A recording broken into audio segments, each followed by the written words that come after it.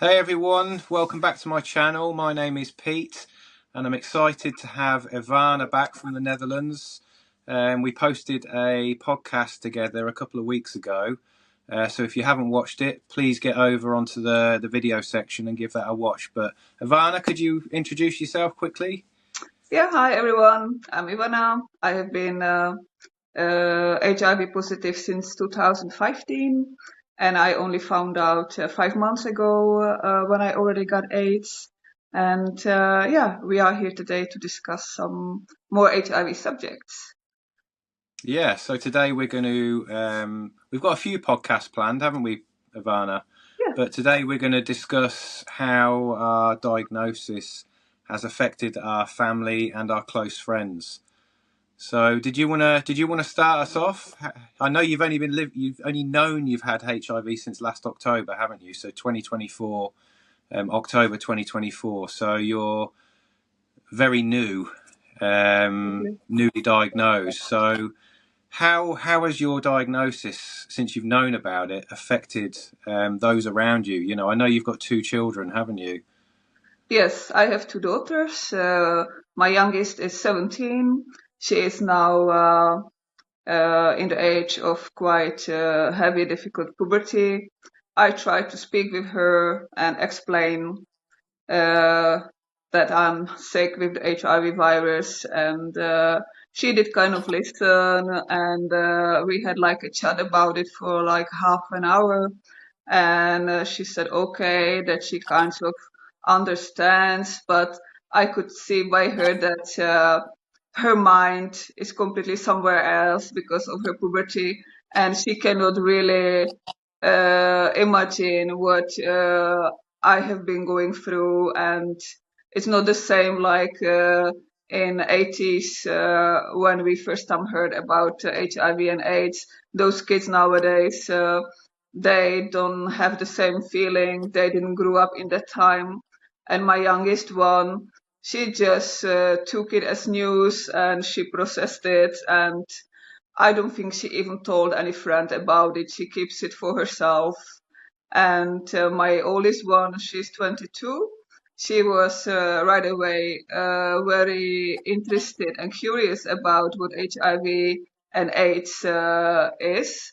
I Hmm. explained it to her first and what it did to me. Afterwards, she said, Mom, I'm gonna look at the internet myself and read about it. And she did.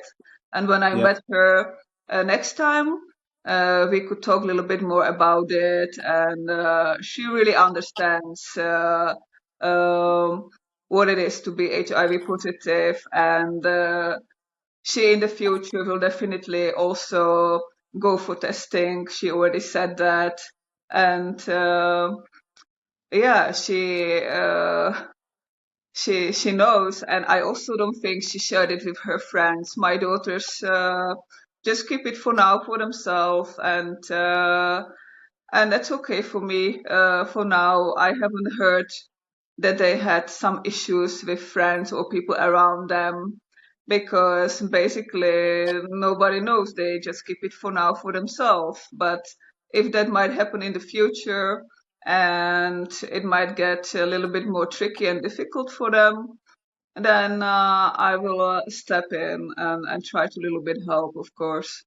So did you tell your daughters you were going to be doing a podcast and coming Yeah. out, opening up about your diagnosis? Were Yes.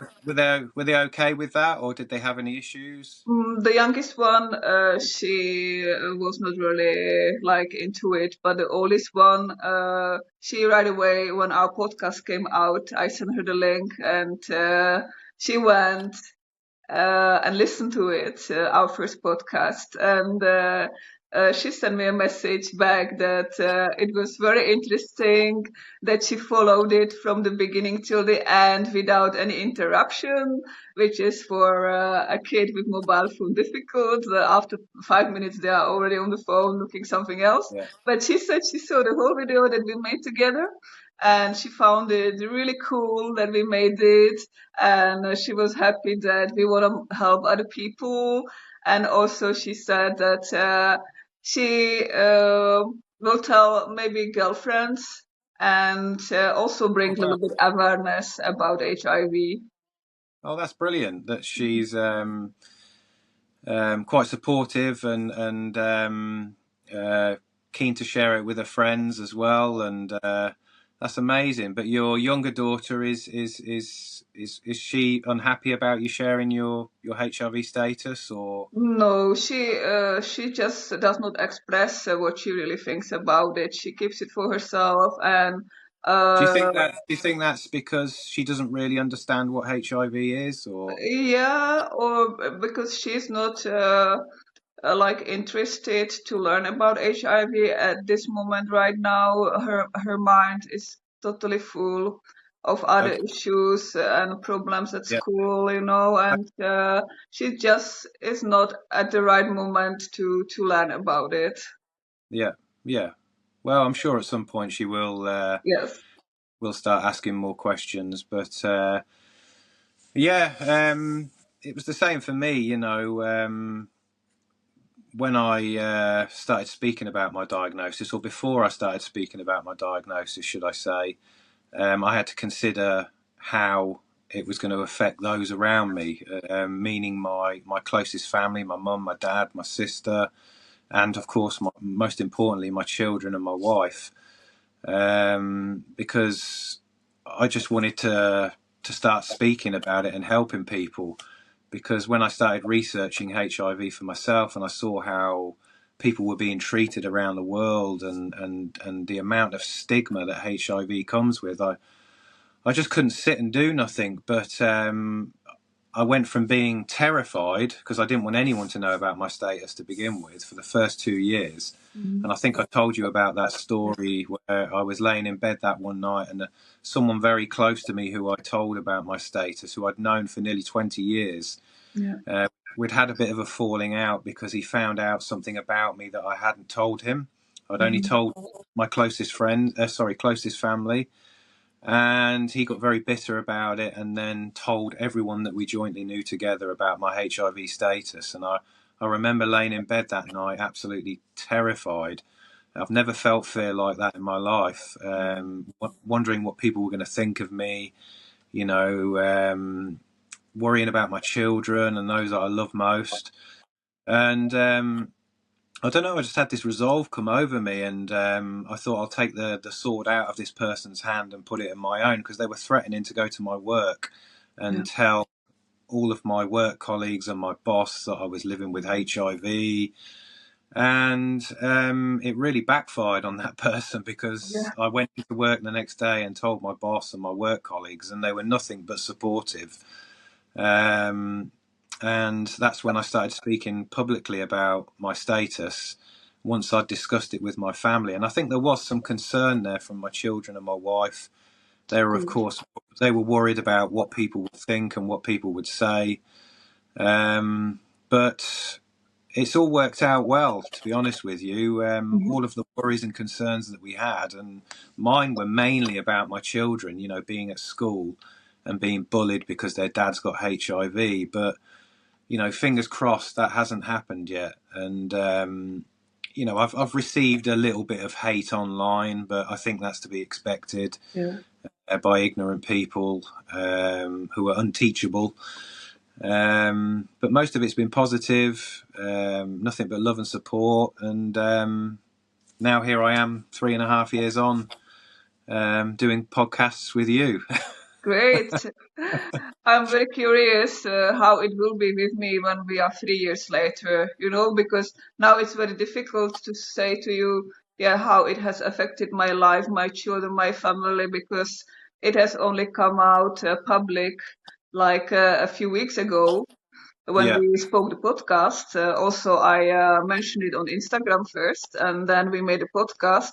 So it's been like 3, 4 weeks, maybe less than a month. But yeah, if I am like 3 years further, I'm very curious how it will be by my daughters, and will it affect their life.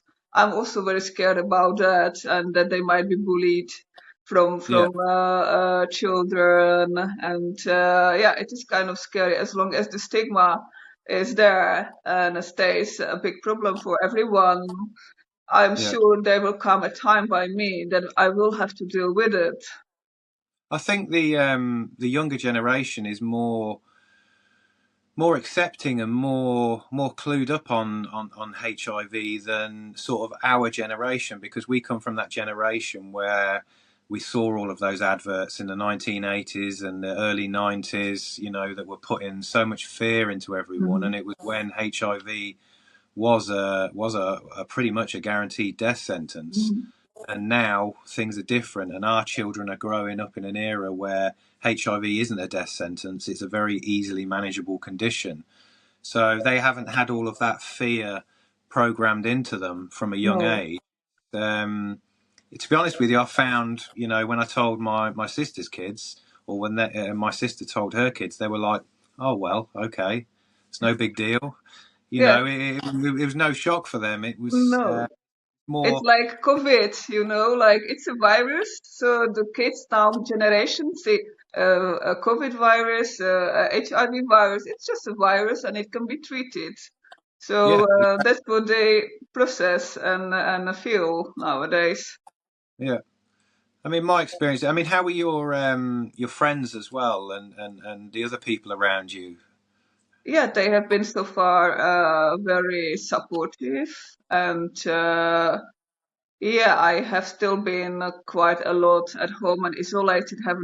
Haven't done much yet with friends or going out or something. But from the moment I was diagnosed, everyone has been fully supportive, and yeah, I don't have any issues till now. But we wait and see. Yeah.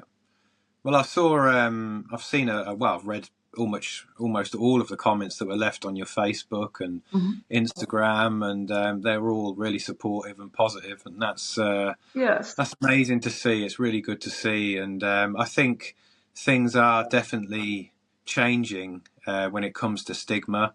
yes, There's still a lot of stigma out there. Don't get me wrong, but I yes. think people are becoming more educated about it and realizing that HIV isn't what they What? thought.